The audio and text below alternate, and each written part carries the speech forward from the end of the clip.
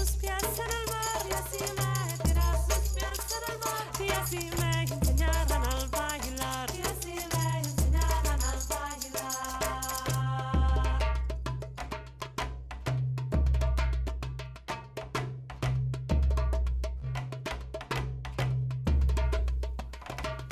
El mayor de mis cuidados y ya te veo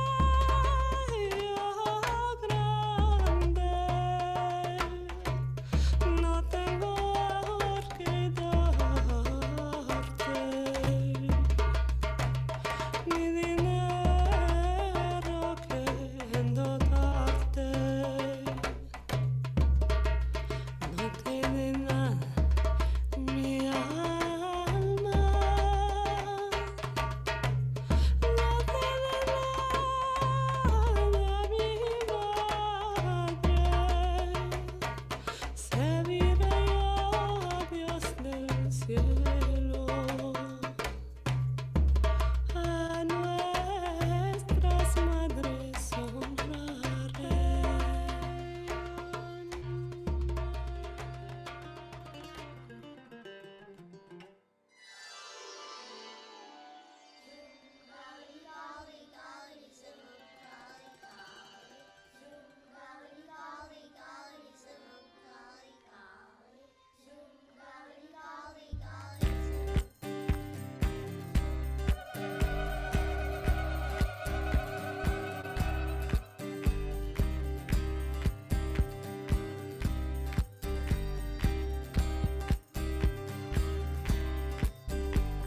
Zoom gali gali gali zoom gali gali zoom gali gali gali zoom gali gali zoom gali gali gali zoom gali gali zoom gali gali gali zoom.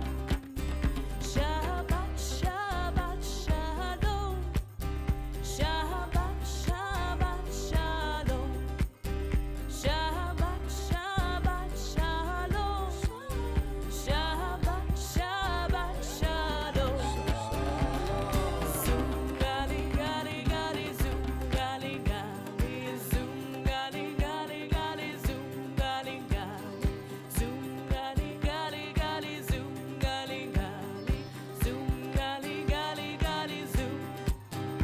Shabbat shabbat shalom, shabbat shabbat shalom, shabbat shabbat shalom, shabbat shabbat shalom.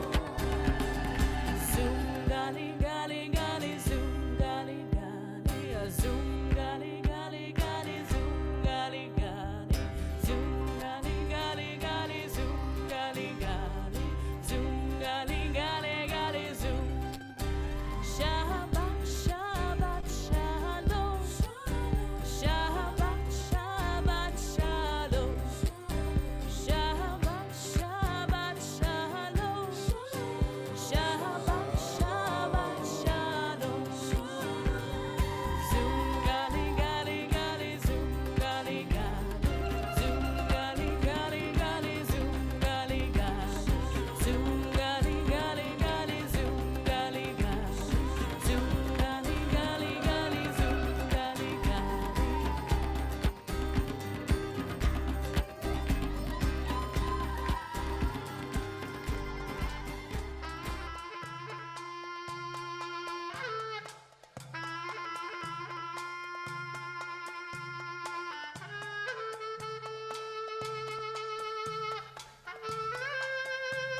Good afternoon, good evening, ladies and gentlemen, and thank you so much for joining today for our Stand-in Street Shul Gala.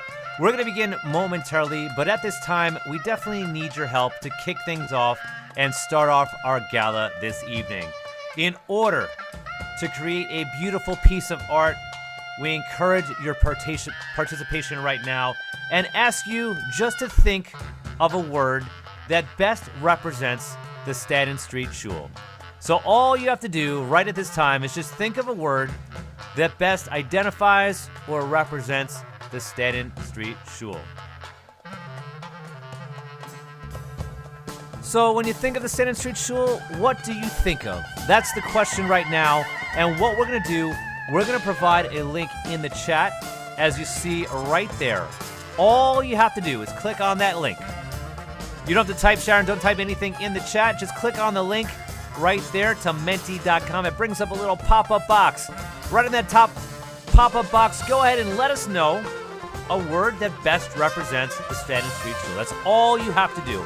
And again, Richard, there's no need to type anything in the chat itself. Just click on that link, and you're able to see on your screen right now some of the amazing words that are being used by all of you. So again, all you have to do is click on that link in the chat to menti.com.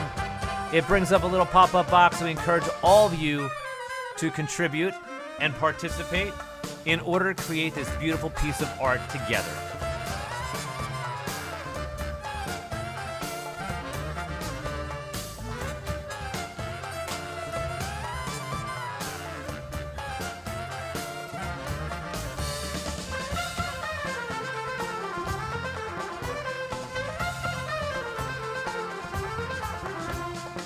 So again, ladies and gentlemen, we welcome and greatly appreciate you being here. Don't be shy, but all you have to do is click on that link to menti.com and incorporate some of the amazing words, very similar to what you see right now on your screen.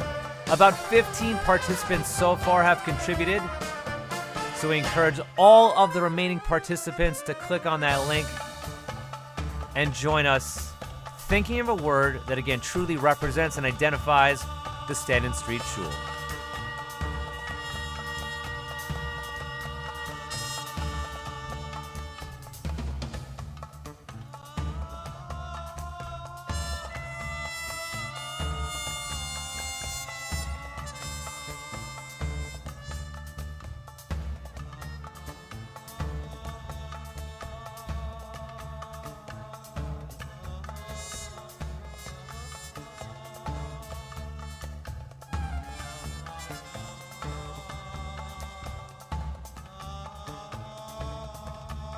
Again, ladies and gentlemen, as you see on your screen, we encourage you to think of some words that best describe the Stanton Street Shul to kick off our festivities.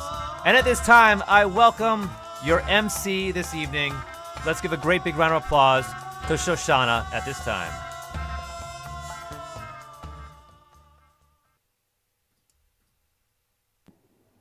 Hi, everyone. Welcome to the first and hopefully last Stanton Street Zoom Gala.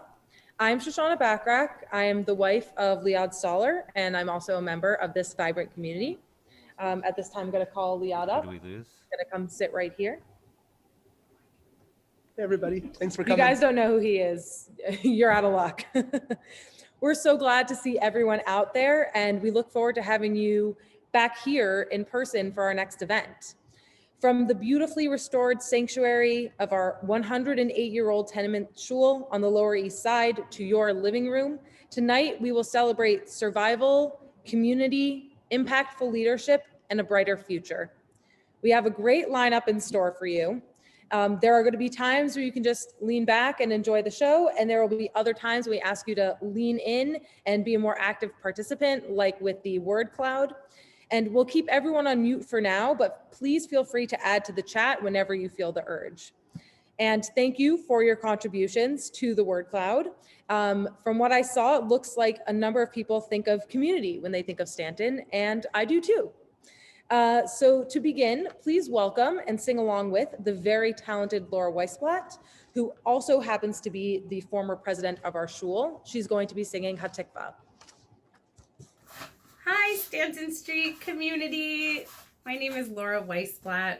I am a proud former member and board member of the Stanton Street Shul. I'm very honored to have the opportunity to join the event tonight with my voice and sing my personal rendition of Hatikva, accompanied by myself on the keyboard. And my husband and I lived for many years on the Lower East Side, and we're very proud members and board members of the Stanton Street Shul. We miss the community deeply and send our love and best wishes to all of you. And are just so thrilled to see the community still thriving and doing so well even during these times. Sending all our love, and here is Hatikva.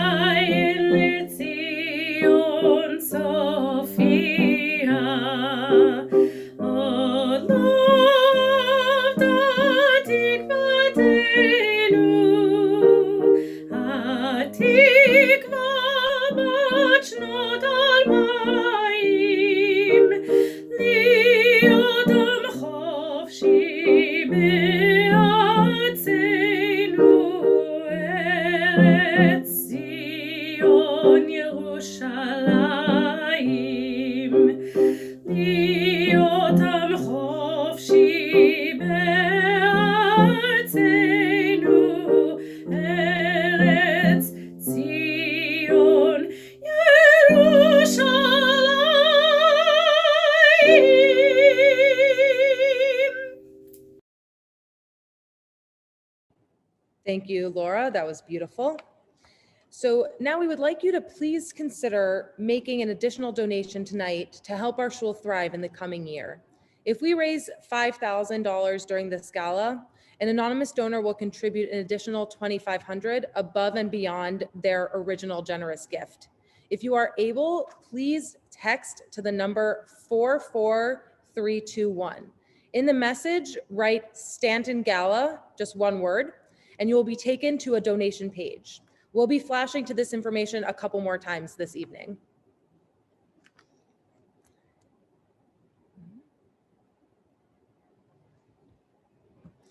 And now, allow me to introduce the Stanton Street Shul president and Liad and I's very first friend here at Stanton, Jeff Katz, who will deliver the State of the Shul address.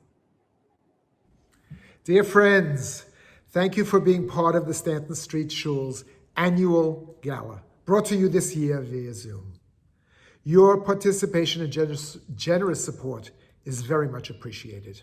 I am Jeff Katz, and as president of this amazing synagogue, it is my distinct pleasure to offer a State of the Shul address. First, let me say, Zeh Hayom Asa Hashem Nagila V'nismecha Bo. This is the day the Lord has made. Let us rejoice and be glad in it. In addition, I want to thank the tireless and creative work of the Gala Planning Committee, including Jill Slater, Margie Siegel, Barry Feldman, and Scott at the Extreme Event Group. I send a special mazal tov to my friend Alvin Goldstein on receiving this year's Community Service Award for his years of invaluable service and for being a most faithful Minyan regular. And I warmly thank our essential workers who sustained us throughout a painful pandemic. I've had the privilege to serve our congregation as president, as chair of the Rabbinic Search and Advisory Committee, and by overseeing the restoration and renovation of this shul. Over this time, I've gained a realistic perspective on the state of the Stanton Street Shul. We have defied all the odds, and after 108 years, we are still a vibrant and magnetic shul, especially now that we have Rabbi Liad Stoller as our full-time rabbi. After a very difficult and dangerous year, in which we remained highly cautious yet equally optimistic, we are now entering a much more promising time as the pandemic is easing and members and friends, thank God, are returning to shul. With their return, we rely on the fundamental bedrock of our shul, our people. For together, we are guided by our principled mission statement, our commitment to shared team governance, our volunteers and committees, and strong rabbinic leadership. Attendance at Shabbat services has been growing, kiddushes and dinners are back, Torah learning has expanded, and the sound of Stanton kids can be heard once again. Our hope is that many new members, committed daveners, avid Torah seekers, and generous financial supporters will guarantee our future. Over the past 3 years, we remarkably transformed a decaying, neglected, century-old building with great history and enormous personality into a jewel box on the historic Lower East Side. By wisely utilizing the enormously generous contributions donated by our collective Stanton family, we should all feel great pride in this enormous accomplishment. Yet while we were in the final stages of the renovation, two events greatly challenged us. In March of 2019, our rabbi of 4 years announced he would be leaving Stanton Street. And a year later, in March of 2020, we were all impacted and horrified by the COVID pandemic. In response to our first challenge, we formed a rabbinic search committee, formulated our goals and objectives, and circulated our job description and awaited responses. In the interim, the internal talent within and from without our community was energized, and we produced classes, drashot, and services that propelled us forward. Even though we did beautifully and continued to serve the needs of our community, we needed to understand that we could not continue as a lay-led congregation. It was unsustainable. Today's celebration salutes the many who carried the ball for all those months. But after 1 year, we were without the right candidate, and the Stanton Street Shul was not going to settle for anyone but the best. And then last June, 15 months since we began our search, and 4 months into the worst collective health crisis in our lives, I received an unparalleled resume by a man named Liad Stala, a rabbi in his 20s, who had accumulated awards, relevant experience, fellowships, and a number of prestigious degrees. Rabbi Stala's resume was a showstopper, but his accompanying cover letter surprised us even more. It expressed all the points we as a committee were so committed in finding in a new rabbi. Here was a candidate who was committed to Jewish learning with strong intellectual rigor and in carrying a relevant, moral, and contemporary message in his sermons and classes. Liad understood that Stanton Street was not your cookie-cutter congregation. He seemed committed to LGBT inclusion, in advancing women's participation within halacha, in expanding Stanton Kids programming, and in bringing strong Jewish learning to a broad spectrum of people with and without formal Jewish education. There was a sharp debate whether it was financially prudent and even fair to hire a rabbi during such unprecedented times. Some said it was a huge, crazy step, but in fact, it was totally in the Stanton tradition. I am sure Liad will look back one day and marvel at the chutzpah Stanton had in hiring him during these tumultuous times. But we had no alternative. After a long search, we found the right guy for the right job. We had to move forward and seize the opportunity. Within a few weeks, the contract was signed, and we have never questioned our decision. For we have been blessed with Liad's inspiring drashot, shiurim, and acts of chesed. Now, after 9 months, Liad is being officially installed as the rabbi of the Stanton Street Shul. He and Shoshana, with their youthful energy and professional skills, have quickly realized what he wrote in his cover letter, and I quote, "We dream of the prospect of establishing our family and future in this broad, diverse, and lively Jewish community. Rabbi, you have found a warm, embracing, seriously committed community that is thirsty for your Torah, your enthusiasm, your generosity and compassion, all of which we were hoping to find in a Stanton rabbi. You and Shoshana are the future that will continue to propel our 108-year-old shul forward. May God bless Rabbi and Shoshana Stala with years of Stanton success and happiness. May God bless Alvin Goldstein for his invaluable service to our community. May God bless our essential workers for their commitment and sacrifice. And may God bless the Stanton Street Shul, you, its members and friends. Thank you. Amen. Thank you, Jeff. Our shul is full of talented artists as well as amazing lay leaders and teachers. Here is a quick montage of the show, Stanton at its Best, that was installed just in time for the lockdown and has remained on view in our balcony, and we hope you'll be able to see it in person soon.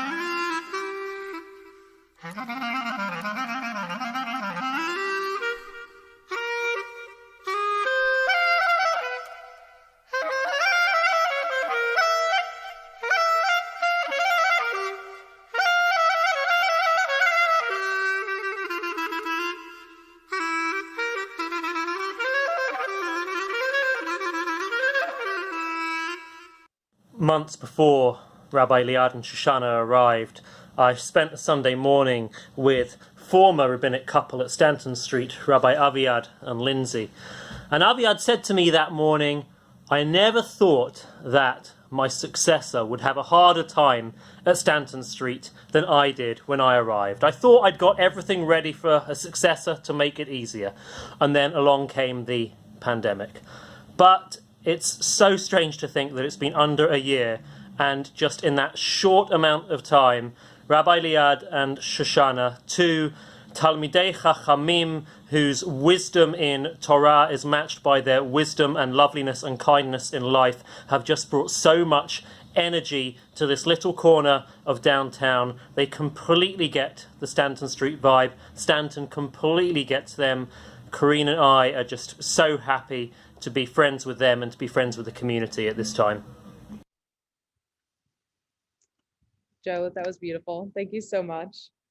The Lower East Side urban historian, Barry Feldman, he will now walk us through the history of Stanton Street Shul's congregation and building as we watch a before and after montage of images of our historic shul.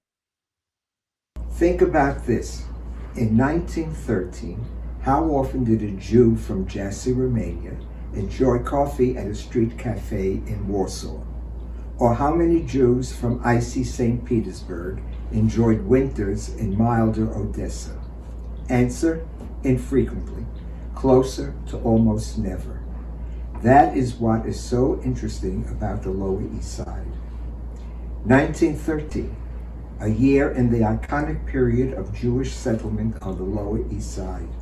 A vibrant mix of Jews from Russia, Poland, Austria, Romania, Hungary, Turkey, even Yugoslavia, lived in close proximity, interacting, shopping, working side by side, marrying even. The streets east of Essex between Houston and Delancey were favored by Galician Jews from Austria-Hungary. This was Brzezian territory. 1913. Jews from the Galician town of Brzezian, with the leadership of Rabbi Judah Loeb, built B'nai Jacob Anshi Brzezian, sons of Jacob, people of Brzezian, the synagogue, the shul we are celebrating tonight. The synagogue's origins are earlier. Immigrants from Brzezian organized a Landsmannschaft, a benevolent and social organization dedicated to helping newly arrived former neighbors and friends. 10 years later, they established a synagogue on the Galician patch of the Lower East Side. Stanton Street is a tenement shul, referring to the physical dimensions of the building, about 100 feet long by 20 feet wide. Tenement also evokes the built environment of the Lower East Side, but also suggests images of slum, crowded, poorly ventilated spaces. In fact, the synagogue was well lit, welcoming, ventilated, inclusive, and friendly. The Constitution assured that all were welcome. Assistance was offered to the sick, unemployed, and mourners were attended to, just as it is today. Since 1913, Stanton Street has experienced ups and downs. Lower East Side Jews looked to Greater New York. Harlem, Brooklyn, and the Bronx offered improved housing and employment opportunities. After many years of leadership under Rabbi Joseph Singer, membership declined and the building succumbed to age. The foundation was compromised, water oozed through the common walls, floorboards cracked. Once again, our Stanton Street Shul rallied. We looked to the past for inspiration and the future for encouragement. The congregation, inspired by rabbinic leadership, increased. 2 years ago, the shul was restored with a paint job, widened pews, a new parochet, and modified mechitza curtain. 1913 has moved into the 21st century. We have much to celebrate today. Rabbi Stoller has joined us, and an energized board of trustees continues to consider options that will enhance the synagogue. Congregants are returning after the pandemic hiatus. If you haven't been at Stanton for a while, we look forward to seeing you soon. If you've never been, we invite you to join our historic congregation. Thank you, Barry. Next, we would like to honor someone in our community very dear to us, Alvin Goldstein. Alvin, Liad still cherishes the sweet advice that you gave to him when he first called to introduce himself to you. I'd like to introduce Peretz Burke, who will present our Community Service Award to Alvin. It is my honor and privilege to present this award to my friend Alvin Goldstein. The Mishnah in Avot speaks of 3 foundational principles: Torah, Jewish learning, avoda, prayer, and gemilas chasadim, acts of kindness. Torah. Alvin is a stalwart of Torah classes at the Stanton Street Shul. Avoda, tefillah, davening. Alvin is vital to our minyan. I know he's often one of the first 10 that make our minyan at the Stanton Street Shul. I wouldn't know this as an eyewitness, but we have the policy of giving an aliyah to the first 10 that make the minyan, and it seems that every week Alvin is getting an aliyah. During COVID, in the cold of winter, when we kept our doors and windows wide open for maximum air circulation, Alvin was here with us, teeth chattering and making our minyan. Gemilas chasadim. Alvin's career as a social worker was with the New York City Department of Homeless Services, taking care of the neediest and most vulnerable in our society. He has also served for many years on the Shul's board, where his sagacious counsel and kind and warm manner is always valued. For years, our kiddushes and dinners were catered with the help of Alvin, regularly driving and schlepping to Costco for food and supplies to stock our kitchen. Alvin is a most generous supporter of the shul. Today, we not only thank you, honor, and salute you with this Community Service Award for all that you do to make our special shul flourish, we also express our deep appreciation for your humility and for being an exceptional role model for all of us. Thank you. Presented to Alvin Goldstein, Zoom Gala, Community Service honoree for his unequaled dedication to the Stanton Street Shul, 26 Tivan, 5781, June 6, 2021. Thank you, Peretz, and thank you, Stanton Street, for this wonderful award. Mazel Tov, Rabbi, for your installation. Thank you to all who put in time and effort for this day and other times, allowing us to survive and thrive. I am grateful for the statement, all are welcome, all will feel welcome, which I have found to be very true. Thank you, Alvin.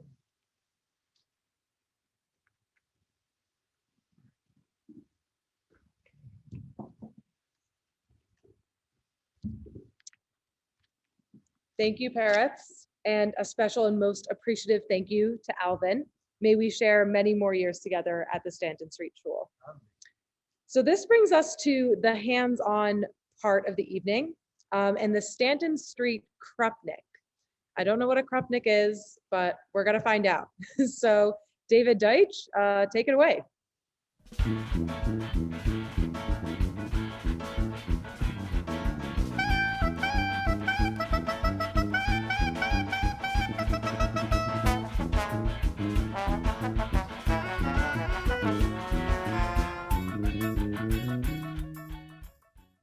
I think we're good.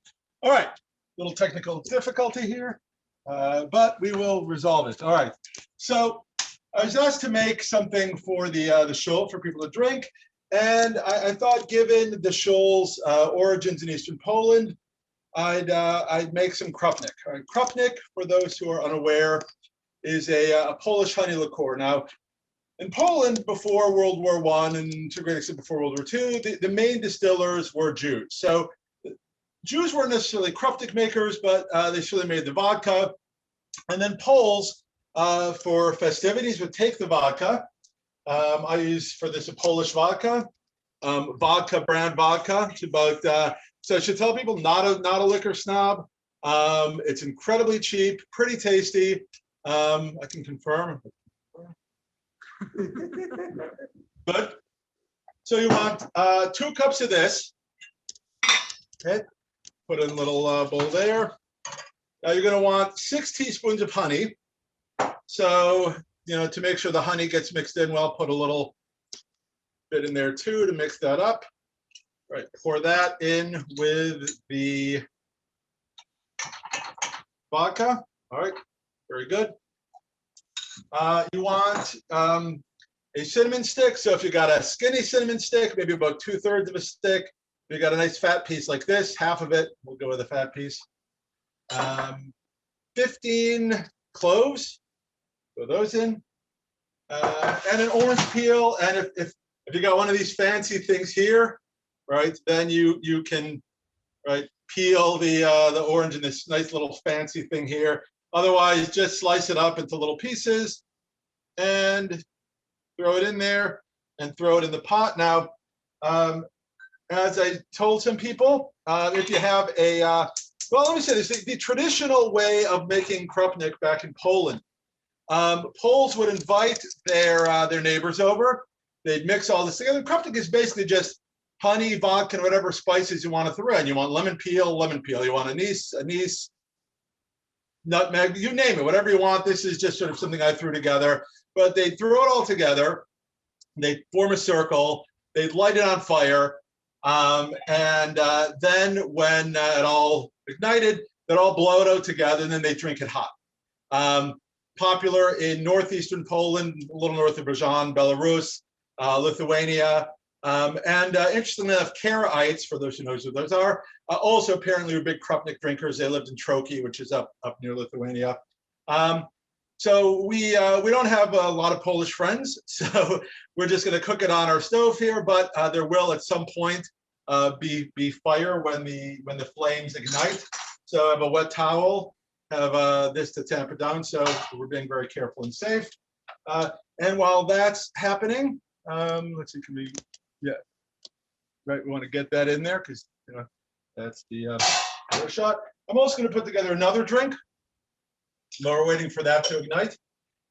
So today is June 6th. It is the anniversary of the Normandy invasion. So I made a cocktail in honor of that. You salt the rim of a glass. You mix in here for the British 1 ounce of lime juice. For the Canadians, who were again one of the 3 armies at Normandy, 1/2 ounce of maple syrup. For the Americans, I go with a rye heavy bourbon. I prefer Wild Turkey 101 in honor of the 101st Airborne Division, which was, of course, at Normandy. Throw that in with some ice.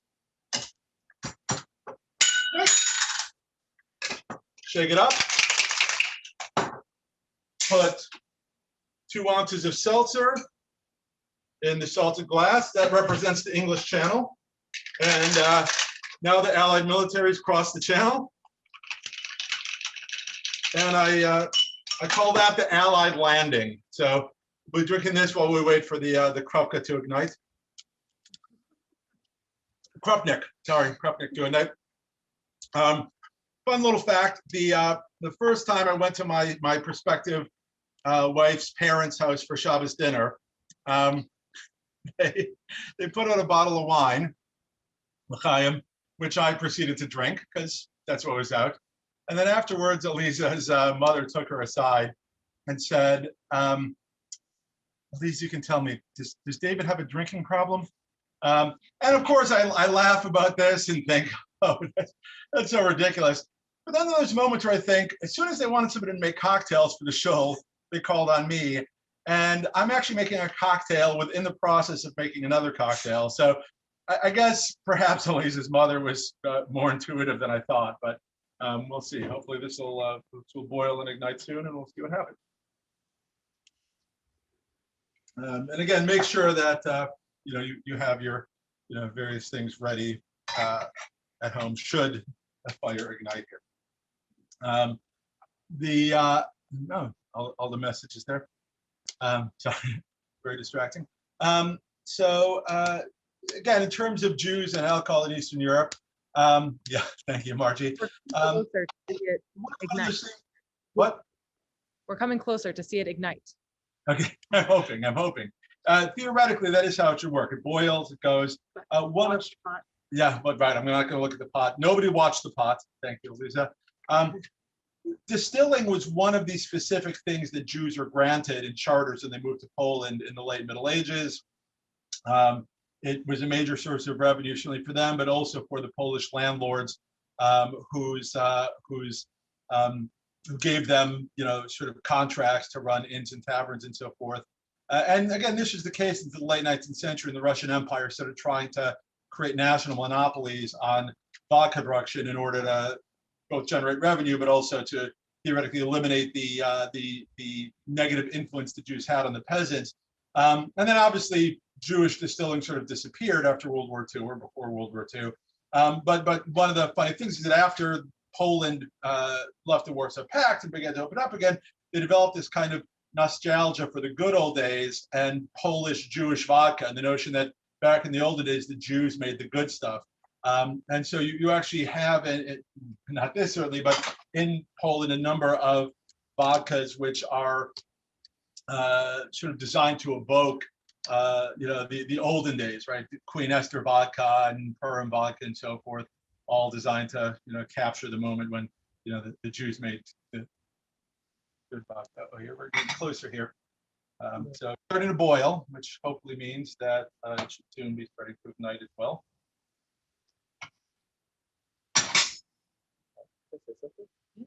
I don't want to step on David's toes, but I just want to say that one of the very first outings I had when I got to Stanton, like my second week at the show, was David offering to take me to the liquor store next to Costco. So this is a very fitting induction into the Stanton family. Started with David's alcohol expertise, and it's concluding with it. Oh, hopefully not concluding. Well, not concluding, inducting. We'll see. We'll see if this thing ignites. So again, yeah, it depends on the fire. Well, it's going to be very disappointing if it does. Certainly, it is always ignited before. So, not sure at what point in the process, but we'll give it another minute and see what happens. And if not, if not, then I guess you can always just light it up yourself at home. I think it would be wrong for me to make it more dangerous by choosing to ignite it, but we take no legal liability for what's about to occur. Oh, see, this is the way things always work here, right? That as soon as you call attention to it, right? Say, mommy, look, I'm making fire. Right then, it doesn't burn.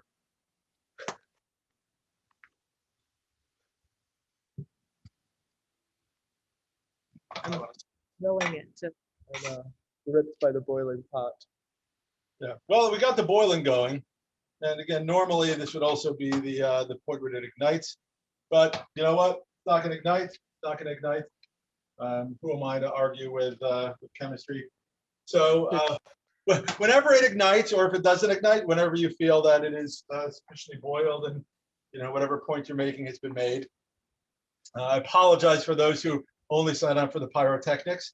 But take it, pour it in a jar.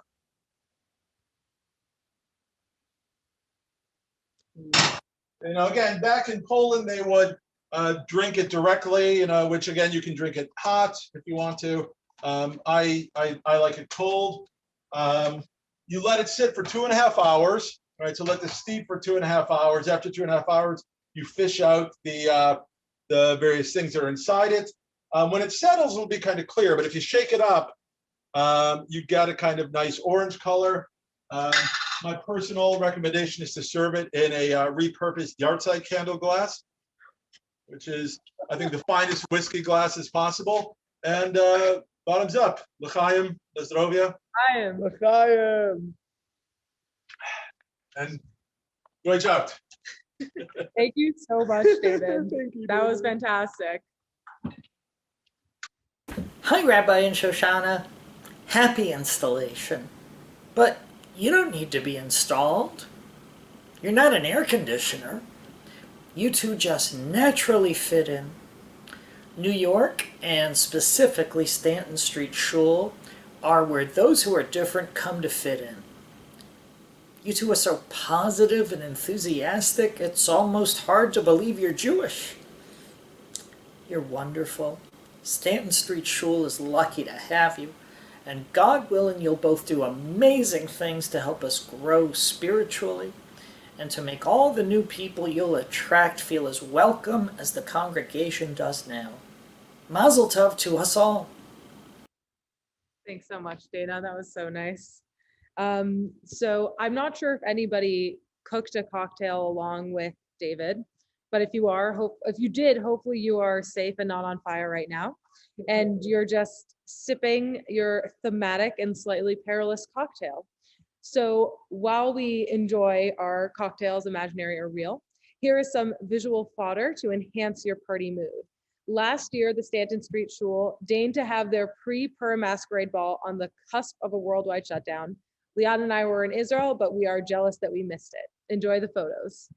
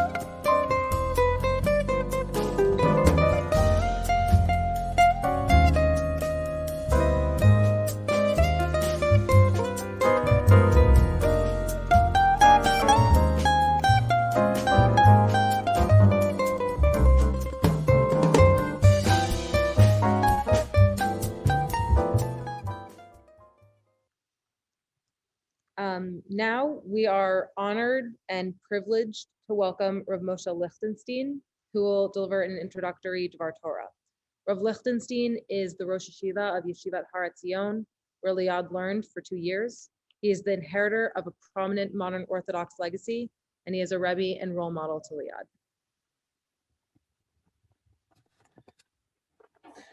Thank you very much. I feel very much a guest. I don't know anyone of the people personally, besides, of course, for Rav Liad and Shoshana, but I feel extremely overwhelmed by emotion. It's a tremendous privilege for me to view Liad settling down into the shul. And I think for the shul, it's a wonderful opportunity to get a young, bright, energetic Talmid Chacham. I'd like to say a few words about the Kriyat Torah, the portions of the Torah that we've been reading in the past few weeks. Sefer Bamidbar deals a lot with issues of leadership. If we go back, not to yesterday, but a week before yesterday, there's a major crisis of leadership. Bnei Yisrael complain, the Jews have trouble in the desert, they're bored, the food is not to their liking, and Moshe Rabbeinu, Moses is ready to give up. He actually offers his resignation. He tells the Kadosh Baruch Hu that he has no more strength to continue. Unlike Netanyahu, he really wants to leave and to resign. He's frustrated. And then there's a very enigmatic, and then God steps in, gives him 70 assistants, etc., etc. And there's a very enigmatic portion there about two figures, Eldad Umeidad. And the Torah tells us that Eldad and Meidad remain within the camp and they prophesize. The Torah doesn't tell us what they say. It does record the response of Joshua. Yeshua ben Nun, he says that Moshe should lock them up, and Moshe refuses. What were they saying? What was the issue at stake over there? The Gemara, the Talmud tells us that the prophecy was that Moshe Rabbeinu would die in the desert, in the wilderness, and Joshua would lead them into Eretz Yisrael, into the Promised Land.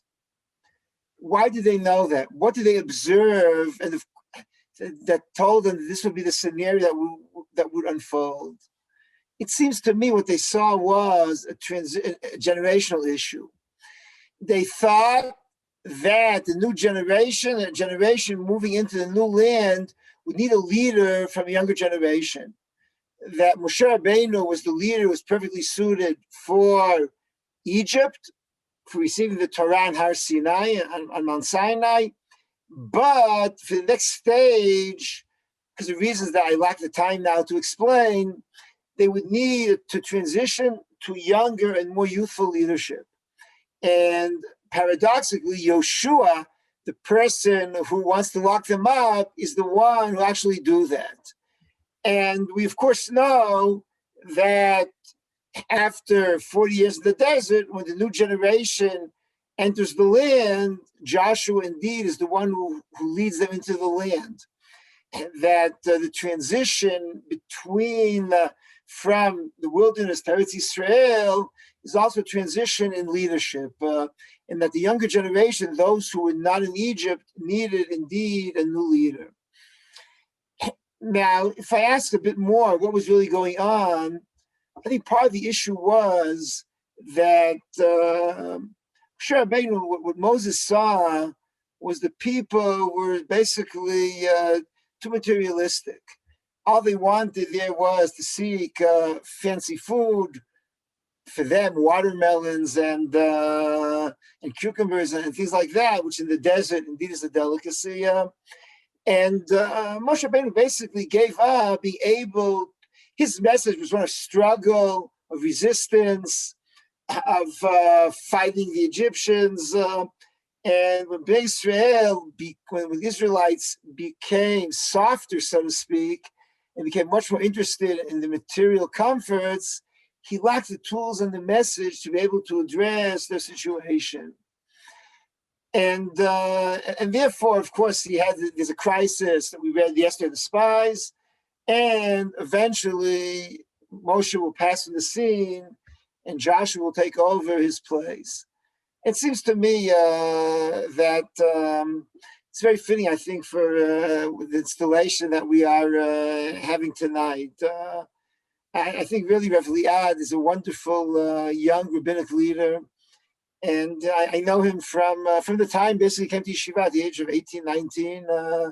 I watch his growth. He's both knowledgeable and flexible, and his flexibility and his knowledge and his energy are exactly what's needed.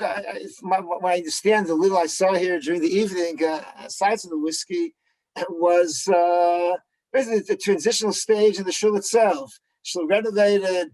The shul is transitioning from an older generation to a younger generation. Certainly, in part, I hope I'm not mistaken on that. But what certainly is true is that a young energetic leader will take the shul, I think, to the next stage, and will be able, and it's perfectly suited now for contemporary times. And I say, particularly in downtown Manhattan, at the Lower East Side, I remember from my childhood going to buy a Lulav and Esrog is probably not the Lower East Side of today. And I assume the congregants are different congregants. And leading a shul in Manhattan, which has this fair amount of material culture, he certainly requires the skills of a Yeshua. And I really believe that Rev Liad, together with Shoshana, will be able to provide wonderful leadership. And I look forward to hearing many positive reports and to continue to observe his growth and development. Tovim, and I really wish the show the best in really enjoying. I agree with everything that was said at the beginning about the choice of the rabbi and how was it such a natural choice. I'll just add a final point though. Bezrat Hashem, I hope that not everyone is satisfied all the time. Already Chazal, the rabbis tell us about Mordechai that if you satisfy everybody all the time, you're not doing your job. And the role of a spiritual leader is to basically to set goals which are not where the community is. It's to set goals to further the community. It's to put a signpost a mile or two ahead of where the community is at the moment. So the community should seek to arrive at that point and then to move the goalposts and to take the community another mile or two forward. And there's always a built-in tension between a leader trying to lead and those who follow. And Chazal tell us you should hopefully satisfy most people, but you can never please everybody, especially when human nature is human nature, and people are different. So I give him a bracha that I give the shul a bracha that he should please most. He should please most of the people most of the time, but not all of the people all of the time. If he's pleasing everybody, if we're pleasing all the people all of the time, apparently he will not be doing his job. But if we're pleasing most of the people most of the time, I'm convinced he'll be doing his job the way it should be done. Mazal tov, yishar koach, yeh ratzon shetelech michayil l'chayil le'orech yamim tovim. Amen. Thank you so much, Rebbe. Thank you. So we're now going to break into groups for some social interaction beyond your pod. No one is going to be in the main room.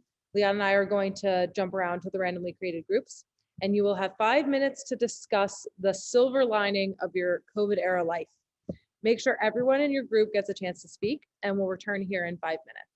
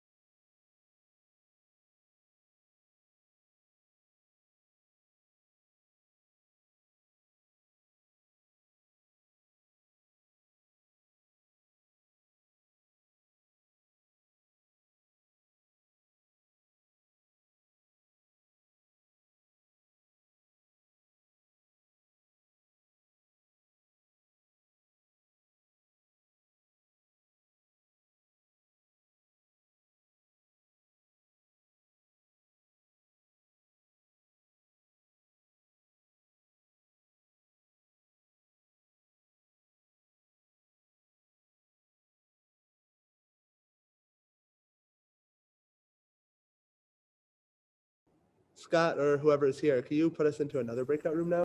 Sure. Which room do you want to go to? Anyone? Okay, you have a minute left. Yep. Give me Really one anything, second. just stop Oh, by to we say only have hi. a minute. It won't. I can't assign you to another room. All right. Oh, Allow all me right. to. We Whatever. try to pop into another Okay. one. We weren't able to. All That's good. fine. We're doing good.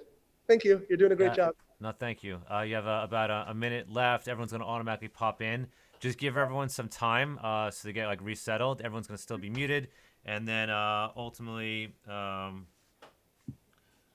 right. yeah, Sounds good. you continue from there. I was gonna say, I mean, Stanton is part of my silver lining as well, but I think my real silver lining is not having to go to court in person. Yes, that's true. That's pretty awesome. And getting a puppy. Well, that doesn't have to do with us COVID. That's No, true. That's true. that's more, you know. Do you want to do some of the comments? So we're left for you, Leah? Sure. I don't say that. They're none of them for me. You'll call me if you say something to me.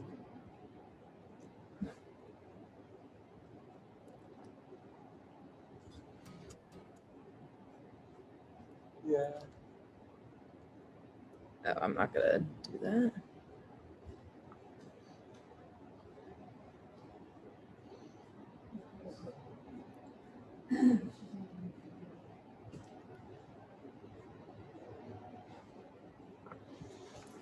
All right. Scott, are we all back? I would give about another 15 seconds, but you're good to go. Okay. Yeah. Sorry for the breakout rooms that we weren't able to get to.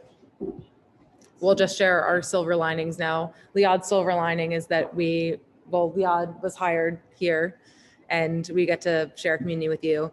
I'm not gonna lie, my silver lining is that I get to go to court in my apartment online. It's pretty great. All right, so Scott, if you could just give me a heads up when we can move on. You're good to go. Okay. So our Stanton Kids program has continued to grow as our community of families grows. We are so happy to have had Eliza Deitch and Leslie Levinson leading online classes and are so grateful for an in-person kids gathering for Shavuot across the street at our local community garden. Thank you to Elizabeth Miller for programming all these great events. We anticipate much more singing, snacking, and playing together while learning and celebrating our Jewish holidays in the coming year.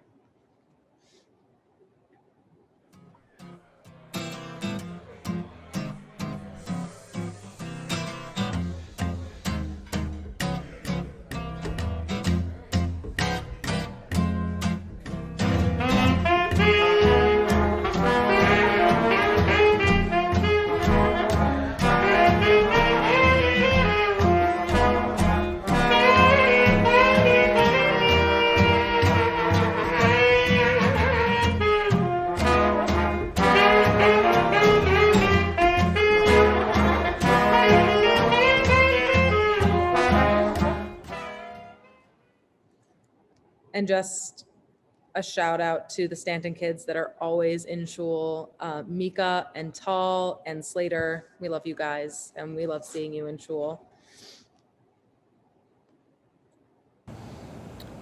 Andy Warhol, Heinz Ketchup, Shoshana Bacharach-Stoller. Do you have any idea what that connection is? If you guess that they are all associated with Pittsburgh, you would be correct. Bruce Springsteen, Bon Jovi, Rabbi Liad Stoller. Do you have the connection? If you guessed the Jersey Shore, again, you would be correct. Scholarship, enthusiasm, chesed. These three things are deeply connected with the Stollers. They embody everything that any shul could ask for in a rabbinic family. We are so happy to have you. Mazel tov, and welcome to our community.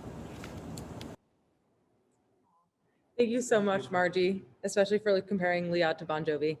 That's a really great compliment. So now we will turn to Rabbi Baruch Simon, who will be sharing a blessing or a bracha. Rabbi Baruch Simon is a Rosh Yeshiva at Rabbi Isaac Elchanan Theological Seminary, where Liad received his rabbinic ordination. He is a member of the extended Lower East Side family, an influential teacher of Jewish law, and a halachic guide and mentor to both Rabbi Liad and myself. B'rshus the Kehila of the Stanton Street Shul, I want to express divrei bracha to my Talmud, Rabbi Liad Stoller, and the Rebbetzin Shoshana upon their installation as the Rav and Rebbetzin of the Shul. These individuals are people of tremendous scholarship, tremendous Torah knowledge, but together with that is a special sensitivity that they have towards people, ben adam lachavero, as well, and understand the needs of the people in their shul and in the community at large. They're people who have proper respect for all Torah scholars throughout the community, but understand the needs of different types of people in the community and understand sensitivities. And Be'ez Hashem, I wish them a tremendous hatzlacha and good health, and being able to bring their community, their own shul, to the highest heights that they can as part of the general community as well in the Lower East Side. It was a wonderful community, a wonderful opportunity. HaKadosh Baruch Hu should give them bracha v'hatzlacha to continue for many years to come to be pillars of the community and bring a Kiddush Hashem to the community, their shul, and the whole community as well. I wish them bracha v'hatzlacha b'chol ma'aseh yedeichem. Thank you, Rabbi Simon. We are grateful to have been able to continue our spiritual practices, davening, and holiday observances during some of the very challenging times, both in shul and via Zoom. Thank you to our minyonaires who kept our online and in-person davening intact during these hard times. Thank you to those who showed up for Shabbat morning services once our shul was open, and a special thank you to Jeff and Mordechai for leading services and reading Torah every week. The Women's Tefillah group celebrated Rosh Chodesh monthly via Zoom, and a special thank you to Rachel Mincer for coordinating that effort. Thank you to all of those who hosted Havdalah services from your homes or sang along to our Zoom Kabbalat Shabbat services. It takes a village, and luckily we have one that is very committed.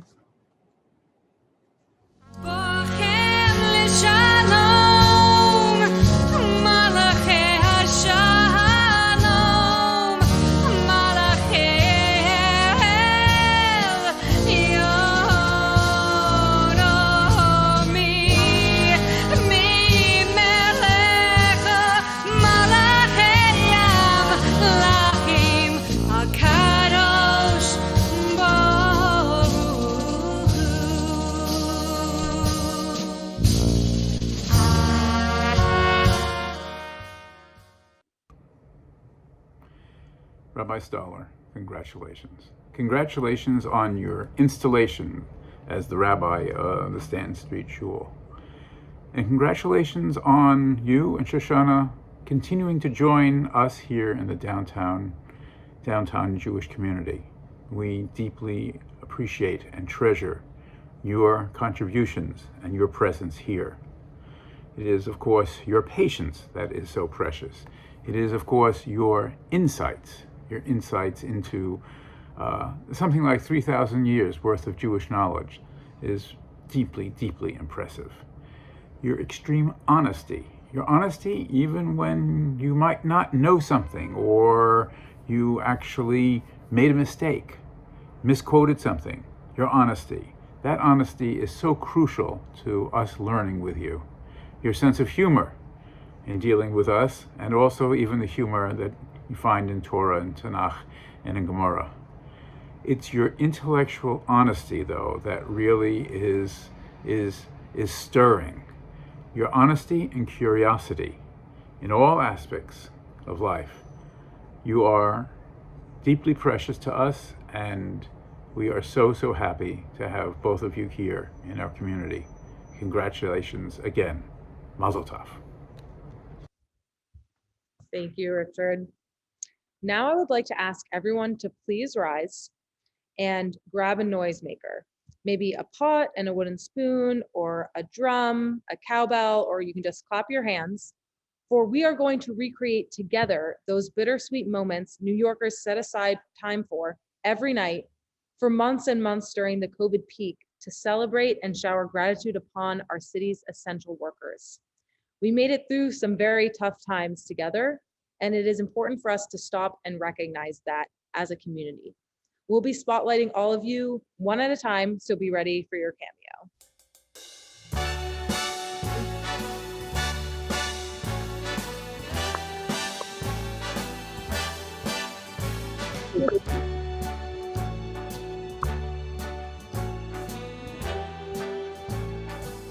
Start spreading the news. I'm leaving today. I want to be a part of it. New York, New York. These vagabond shoes are longing to stray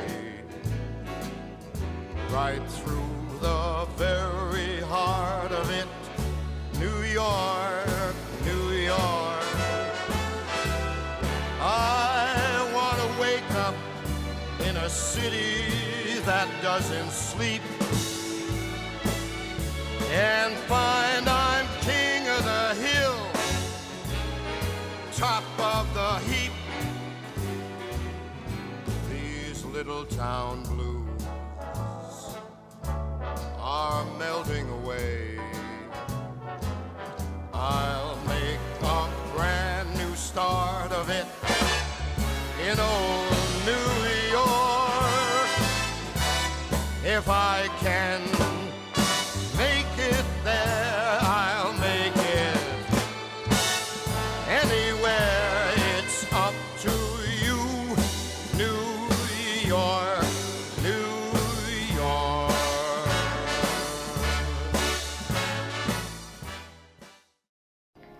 Hi, it's Cressel.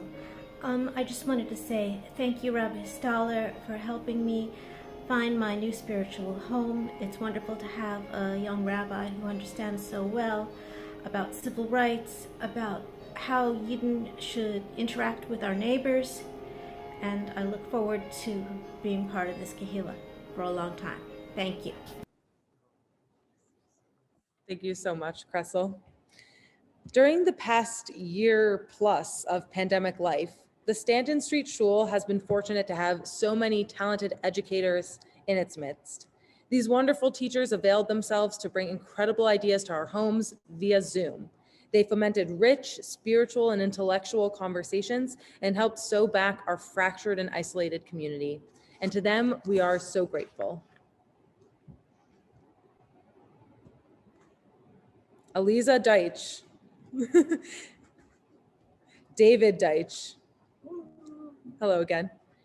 Rachel Frazier. Michelle Friedman. Eliav Grossman. Dove Lurla. Zachary Levine. Leslie Levinson. Richard McBee. Hello. Sandra Rappaport. Diane Reich. Jeremy Tibbetts. David Wander. Rabbi Joe Wolfson. Nancy Wolfson Moshe. And Liad Stoller.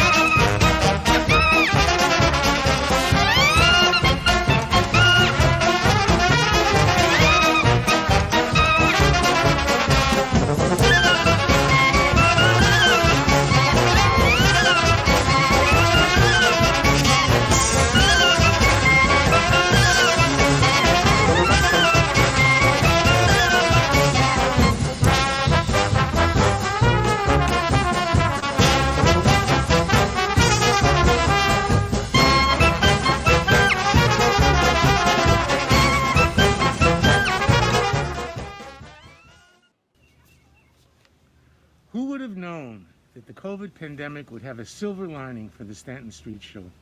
Times were dark on the Lower East Side as the pandemic raged. But then, Liat and Shoshana came to Stanton Street. And with their presence, our community began to brighten. Even though we weren't yet back in our building, thanks to Zoom and the Stallers, we connected through shiurim, cooking classes, and the occasional celebration in their courtyard. Phyllis and I would like to present our rabbinic couple with a certificate of appreciation.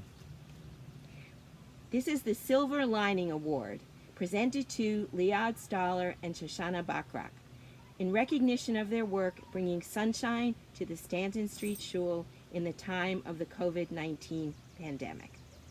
May we continue to go, Mechayel L'chayel, from strength to strength, continuing to learn and celebrate and grow together for many years to come. Mazal Tov, Liad, and Shoshana. Mazal Tov. Thank you. Bye-bye. Thank you guys so much. We're going to hang that up in our apartment. I'm now privileged to introduce Rabbi Schachter. He is a professor of Jewish history and Jewish thought at Yeshiva University and a senior scholar at the Center for Jewish Future. He is a mentor to hundreds of rabbis worldwide and is a close personal mentor to Rabbi Liad and myself. We are forever grateful to his advice to us to spend the year in Jerusalem, in addition to all of his guidance. I want to thank you, Shoshana, very much for that very gracious introduction.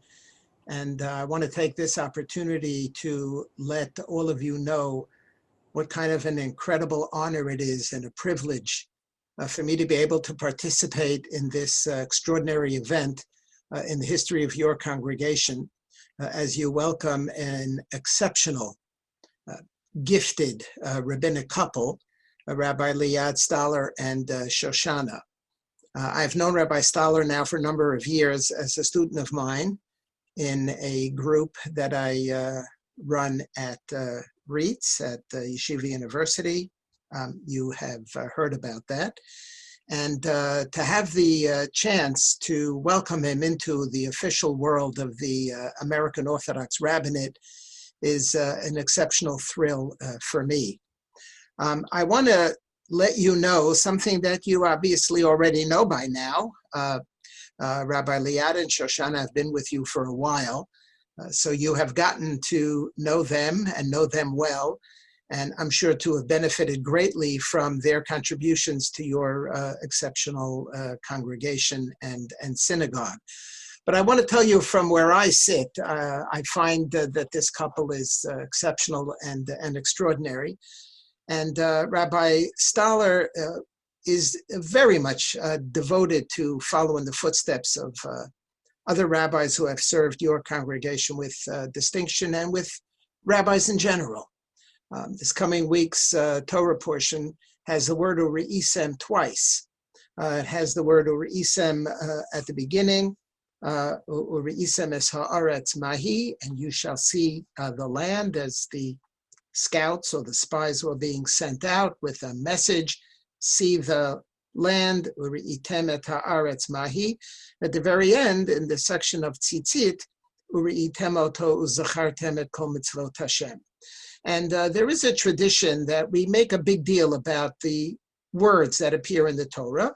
And it's been pointed out that the word Uri'item, or particularly Uri'iten, appears 3 times. Twice in this week's parasha, once at the beginning of the book of Exodus, Uri'iten al ha'avnoyim, talking about the midwives when the Jewish people were going to give birth in Egypt. They were given a mandate to Uri'iten, and you will see these little children, these babies, as they're born on the birth stool.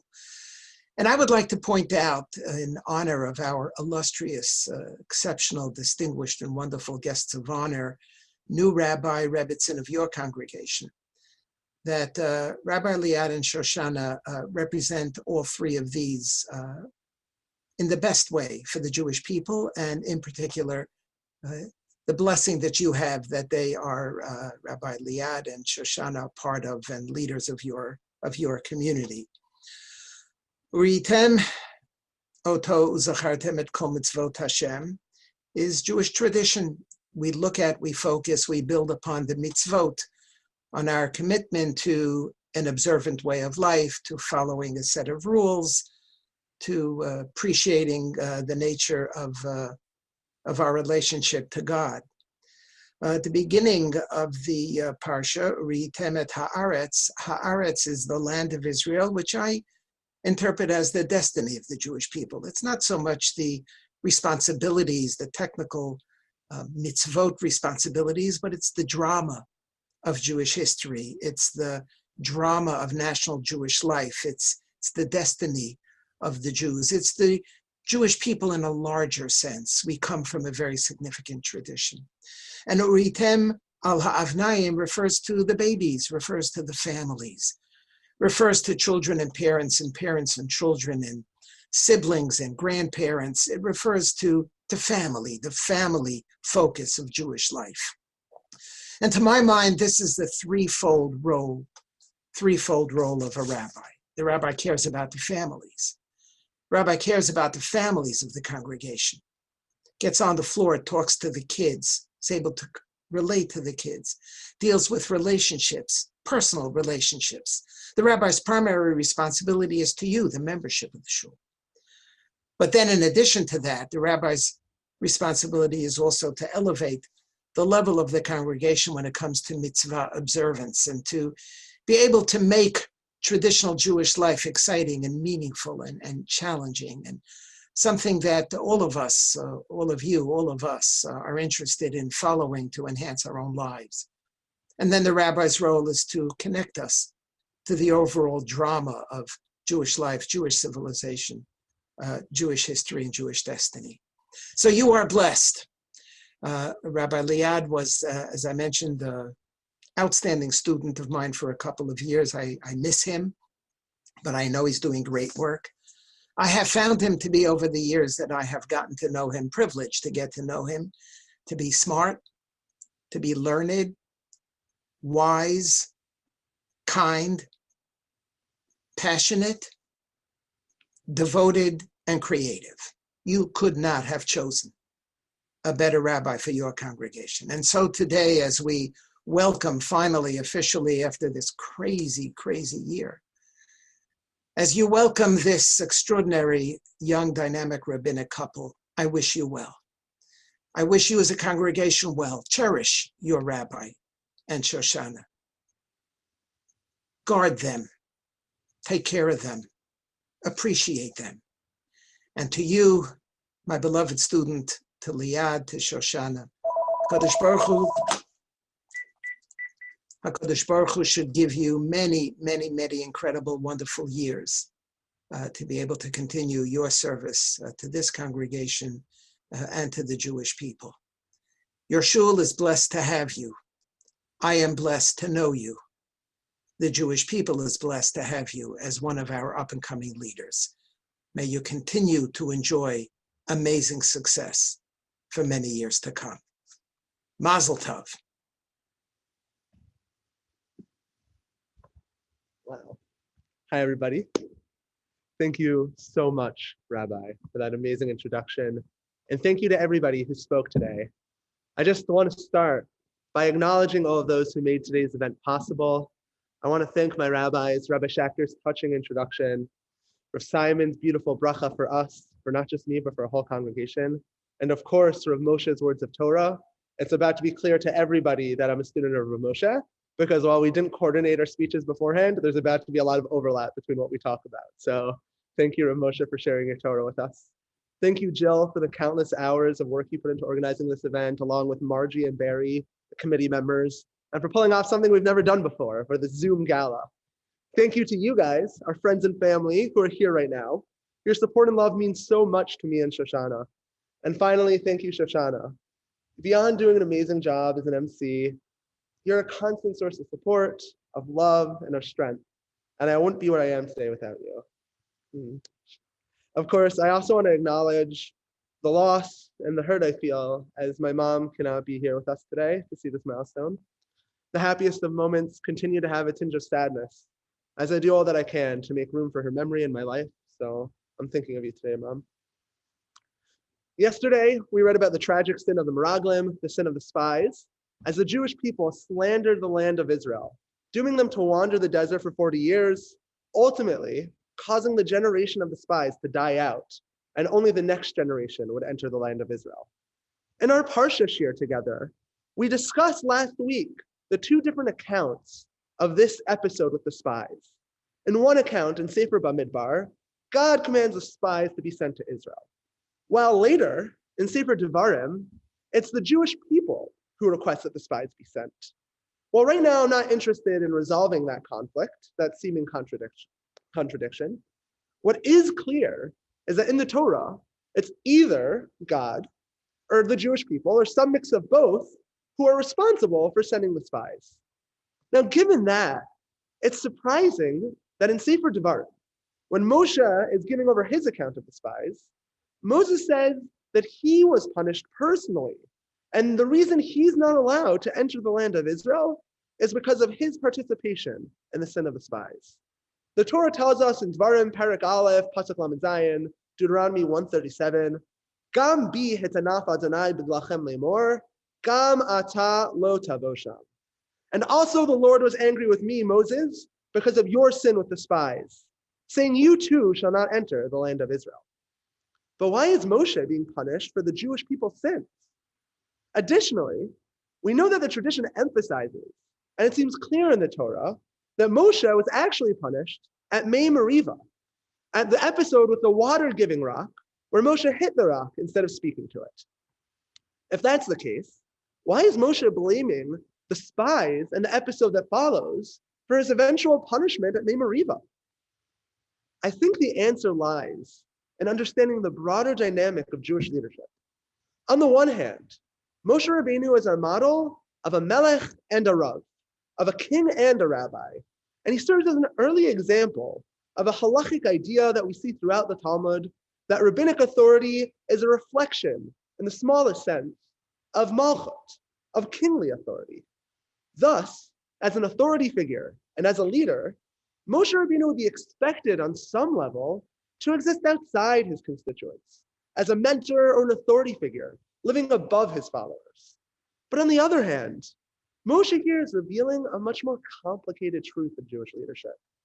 The rabbi does not exist above his congregants, despite having some amount of halachic authority. Rather, the rabbi and his constituents exist in a symbiotic relationship.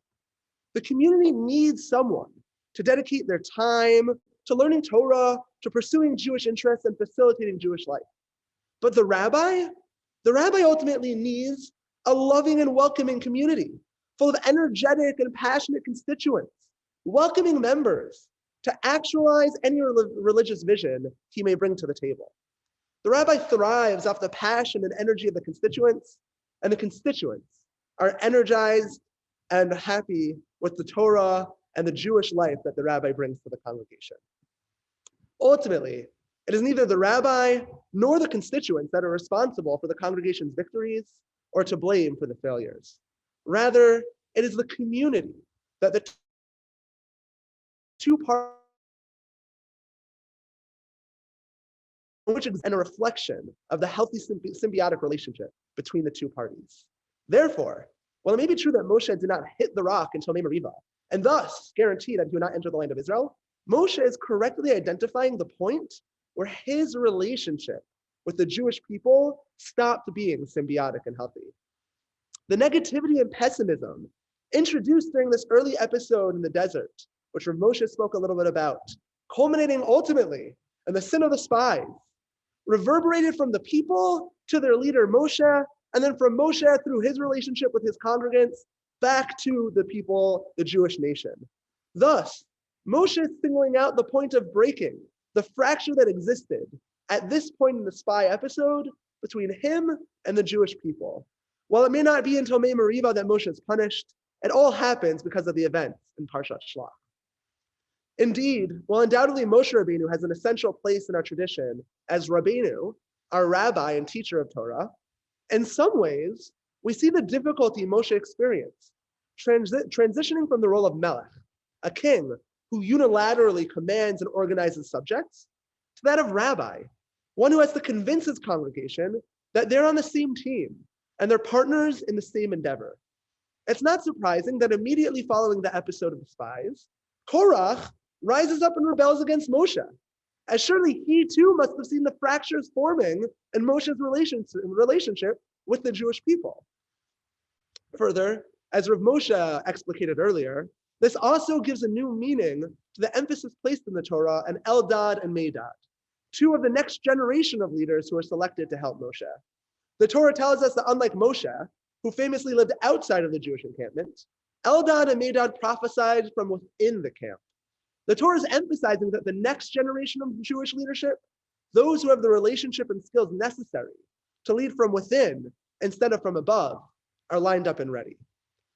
Fascinatingly, this rabbinic challenge, having to exist both inside and outside the camp, finds halachic expression as well. In the late 19th century, in an episode which became known as the Torah verdict of Galenta, the Psak Din of Galenta, the Jewish community of Galenta had a major crisis when their rabbi died, and in his will, appointed a future successor that the congregation was not super thrilled about. The issue of whether or not they were forced to accept this rabbi pushed the halachic issue. Where does a rabbi's halachic authority come from? Is he like a melech, a king presiding over the congregation by dint of his natural status?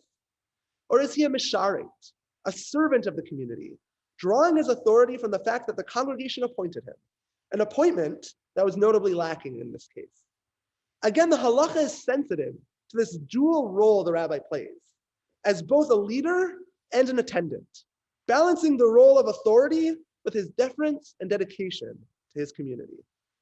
Given this understanding of the rabbi as a more complicated role than a church father or a religious authority figure, I can honestly say that I feel so blessed and so fortunate to have been invited to join such a welcoming, beautiful, and passionate community as the Stanton Street Shul. The relationships I've made with this amazing community have already borne beautiful fruit, as our shul is thriving and growing despite the challenges of the pandemic.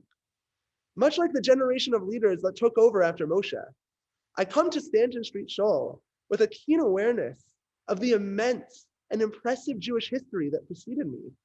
Like the Jews about to leave the desert life behind, Stanton Street Shul finds itself in an essential moment of transition, on the precipice of actualizing its fullest potential to serve the Jewish people as a thriving node of religious community after a storied 100+ year of dynamism and change. Indeed, much like the Lower East Side has historically served as an origin and an incubator for American Jewry, providing a preview of the new heights that will be reached, it once again finds itself at an exciting moment in Jewish history. Downtown Jewry is thriving and growing, albeit with a slightly different aesthetic and a slightly different vibe from when Rav Moshe Feinstein first came over. Jews of all backgrounds and identities are moving to the historic home of American Judaism, and I am proud to be part of such a beautiful and welcoming community that not only accepts its diversity and multivariated character, but proudly promotes it. As we say at Stanton, all are welcome, all will feel welcome.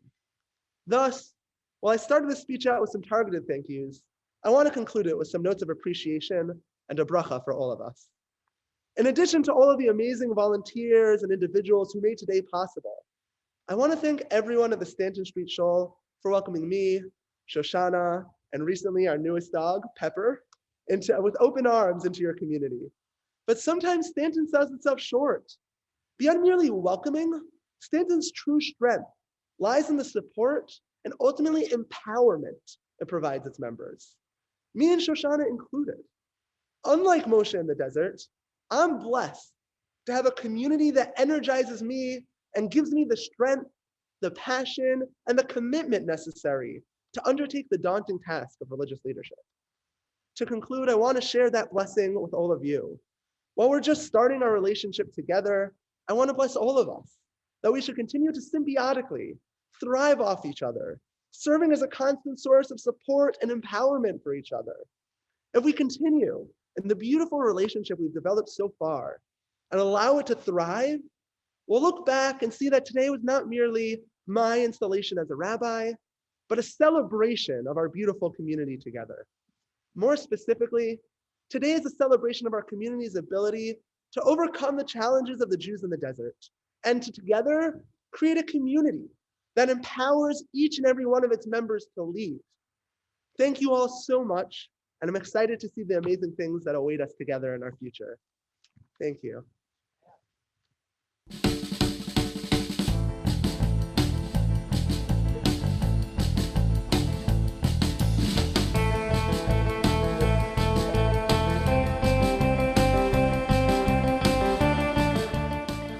We invite everyone to create Stand Street's first ever Zoom Hora.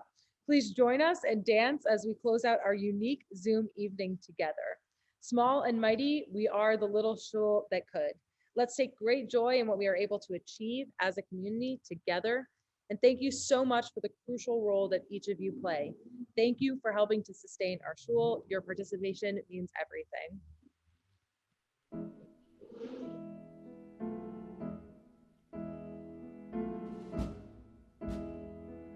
Ready? Oh, there's Adam. I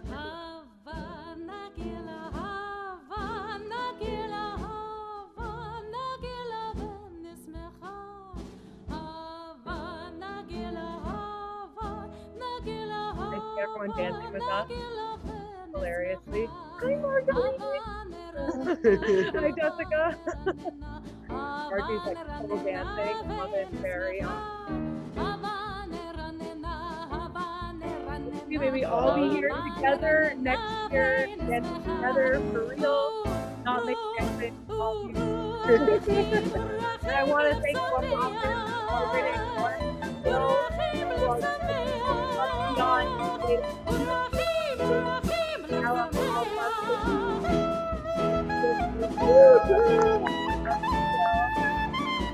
everyone for welcoming us. Thanks so for coming. Thanks so much. We'll see you all in person too.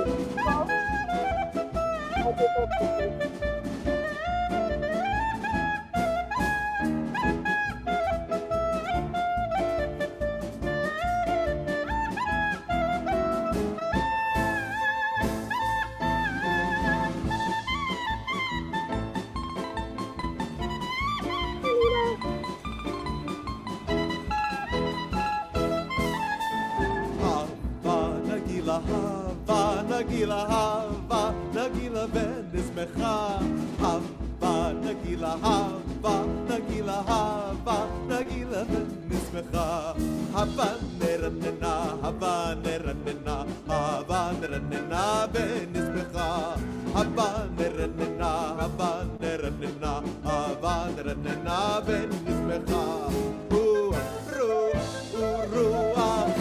רוחי בלב שמח רוחי בלב שמח